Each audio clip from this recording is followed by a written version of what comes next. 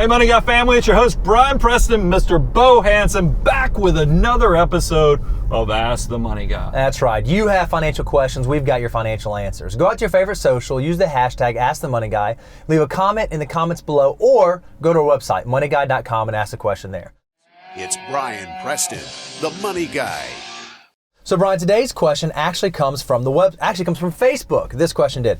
And this is how it goes. It says, my 15-year-old son wants to invest $1,000 to $2,000. Ooh. He has a lawn business, so he has a decent income for a teenager. At this time, he's planning to be a welder and won't need money for college after high school. How should he invest his money? Roth IRA or maybe something else? Oh, who asked this question? This, no name, but it came from Facebook. Man, I gotta tell you, as a parent, if you have a child that is 15 years old and wants to save $1,000, It's huge. I mean, you have to just be inside there is like fireworks going off, because that means you are well on your way to having a productive tax-paying adult that's not going to live in your basement. So kudos to you. So there are two questions to answer. One question is, what does the money guy say you should do?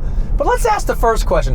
What would the money guy have done with $1,000 to $2,000 Now, at see, age 15? that is an unfair question, because you know what I resemble, and I think you kind of resemble this. Yeah, I do. The typical 15-year-old is probably thinking like I did, is that as soon as I turn 16 and get a vehicle, no matter how ugly this vehicle is, every eligible, attractive lady in town is going to be interested in me. So first thing I need to do is put a subwoofer and amp in this vehicle. Because by the way, ladies love subwoofers and amps. That's the thing that really gets them. By the way, it is amazing I'm a married man, because there is no doubt I have no understanding of how life really works when it comes to relationships like that. So that is not actually how you want to spend this $1,000. Let's talk about how you actually want to do it. The first thing you need to figure out is the source of income. Now, you mentioned that he's going to be doing lawn care and other things, but I have to ask the question, does that mean you're telling our favorite taxing uncle that he's doing lawn care? Because if you are filing a tax return,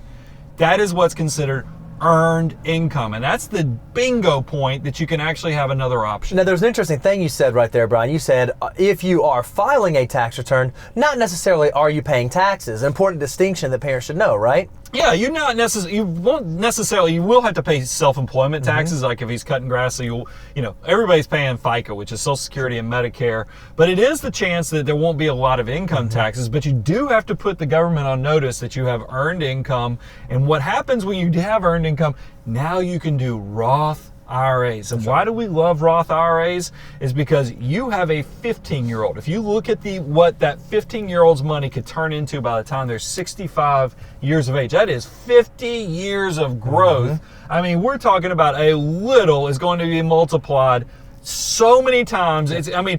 For a 20-year-old, it's 88 times over. I think for a 15-year-old, I think it does get close to like 150 times multiple. It is something truly incredible.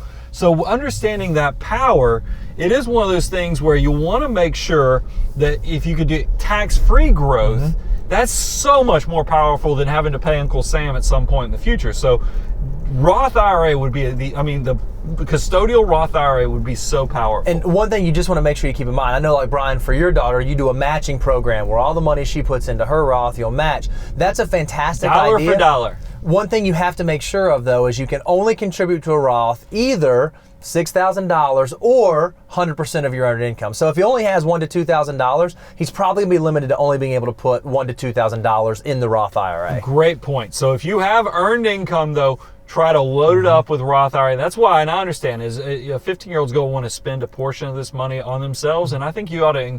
It's okay to save and also be healthy with spending. So that's why we love the matching program. So Roth is your first choice. Now, if they don't have earned income, meaning this is not money that's going to be, a tax return is going to be filed on, your next option is like a custodial account. This is something you just go open up at your brokerage account as a custodial account, because they're not of legal age or 18 or older. And then, so your next question is probably like, well, what do you buy then? So, Bo, because we kind of thrown around 2 or 3 ideas when we were talking about this. What's the ideas we have? Yeah, so the first thing you can think about is, depending on what the money is for, if it's really going to be long term, you could think about just going to buy like a zero fee index fund. There are actually some index funds out there where you can buy a broad basket of stocks like the S&P 500 and pay zero in internal expenses. But maybe you know that your son wants to use this for maybe the down payment of a first time home purchase or something like that. You may think about a target retirement fund that has a specific date like 2050, 2040, and he wants it to naturally adjust as he moves through time. Neither of those are a bad solution, but I do think super low cost is your friend, and you probably, because he is so young, do want to be a little bit further out on the risk scale. Yeah, those zero funds, what I love about them, not only do they have zero cost internally on an ongoing basis, they also have they have zero minimums. That's right. Fidelity's kind of the leader in that zero marketplace right now, and they have different, the only problem with them is that you have to choose the index fund you want to attach to. So that might be large cap US stocks,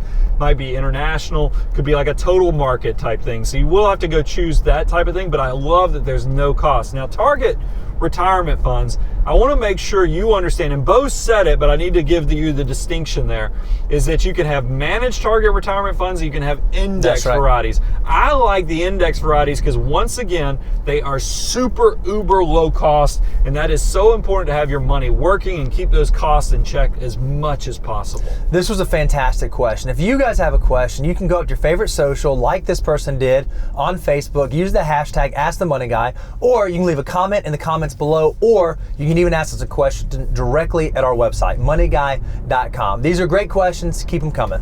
Guys, we really enjoy it. Money Guy team, out.